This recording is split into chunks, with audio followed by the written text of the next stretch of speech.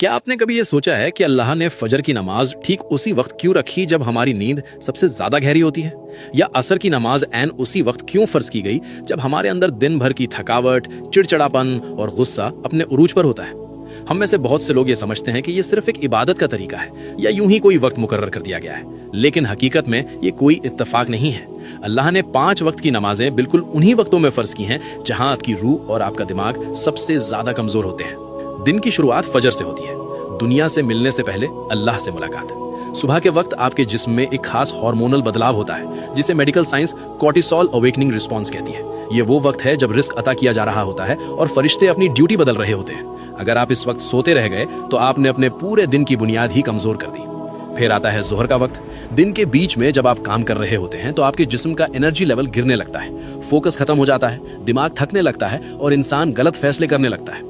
जोहर की नमाज आपके दिमाग के लिए अल्लाह की तरफ से एक परफेक्ट न्यूरोलॉजिकल रीसेट है। ये आपके दिमागी बोझ को खत्म करके आपकी तवज्जो को दोबारा बैलेंस करती है। अब बात करते हैं असर की, जिसे जज्बाती कमजोरी का वक्त कहा गया है। शाम से पहले के इस वक्त में इंसान अक्सर गुस्से में होता है, दूसरों पर भड़ास निकालता है और सबसे ज्यादा गलतियां करता है। इसीलिए अल्लाह ने कुरान की सूरे अल असर में वक्त की कसम खाई है। असर की नमाज एक हिफाजती रुकावट है जो आपको जज्बाती तौर पर टूटने से बचाती है। इससे पहले कि हम मगरिब और इशा के एक बहुत बड़े राज की तरफ बढ़ें, इस वीडियो को अभी अपने दोस्तों और अजीजों के साथ शेयर जरूर करें ताकि वो भी नमाज की इस खूबसूरत हकीकत को समझ सकें। मगरिब, बदलते हुए लम्हों का वक्त। जब सूरज गुरूब होता है तो आपका दिमाग दिन की रफ्तार से निकलकर आराम की तरफ जाने लगता है। ये एक ऐसा ट्रांजिशन का वक्त है जिसके बारे में हमारे प्यारे नबी हजरत मोहम्मद सल्लल्लाहु अलैहि खास तौर पर तंबीह फरमाई है। जब रात दाखिल होती है तो गैब की मखलूक ज्यादा एक्टिव हो जाती है।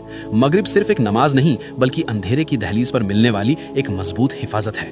और आखिर में इशा, अंदर की दुनिया की हिफाजत। जब अंधेरा छा जाता है तो इंसान के अंदर ओवर थिंकिंग बढ़ने लगती है, दिल पर एक अजीब सा जज्बाती बोझ महसूस होता है। इस्लाम में नींद को एक छोटी मौत कहा गया है जहां आपकी रूह कब्ज की जाती है। इशा की नमाज गैब की दुनिया में दाखिल होने से पहले आपकी आखिरी हिफाजत है। याद रखिए, जब आप कोई नमाज छोड़ते हैं तो आप सिर्फ एक फर्ज नहीं छोड़ते बल्कि आप वो खास लम्हा खो देते हैं जो खालिक ने आपको संभालने और सुकून देने के लिए भेजा था। या अल्लाह हम सबको और हमारी नस्लों को 5 वक्त की नमाज कायम करने वाला बना दे। कमेंट्स में एक बार दिल से आमीन जरूर लिखें।